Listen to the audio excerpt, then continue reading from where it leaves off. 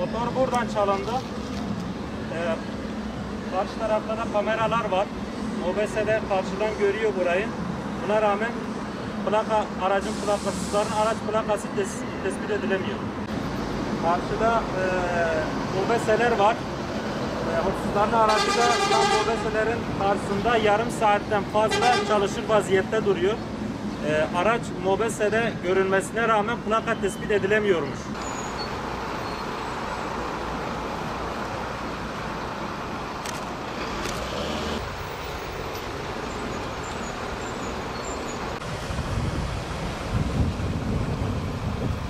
Ee, 29 Nisan Perşembe günü motosikletimin iş yeri önünde iftara yarım saat 40 dakika kala çalındı.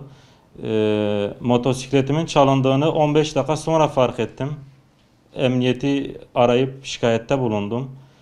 Ve bendeki ve çevredeki kamera kayıtlarını emniyete verdim.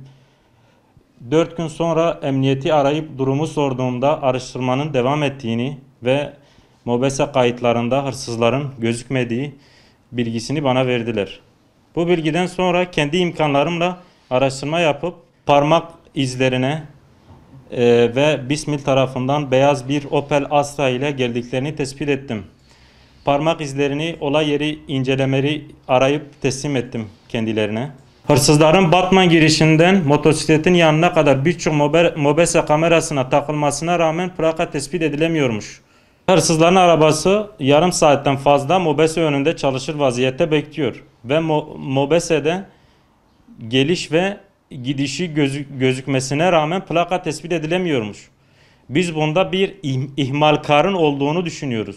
Yoksa bu kadar MOBESE kayıtlarından sonra plaka tespit edilemiyorsa bunda bir kasıt olduğunu düşünüyorum.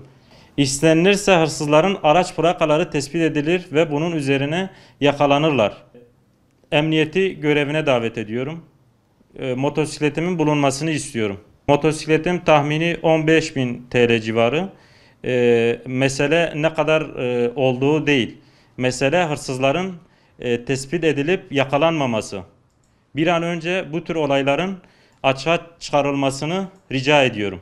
Ve motosikletimin bulunup bana teslim edilmesini istiyorum.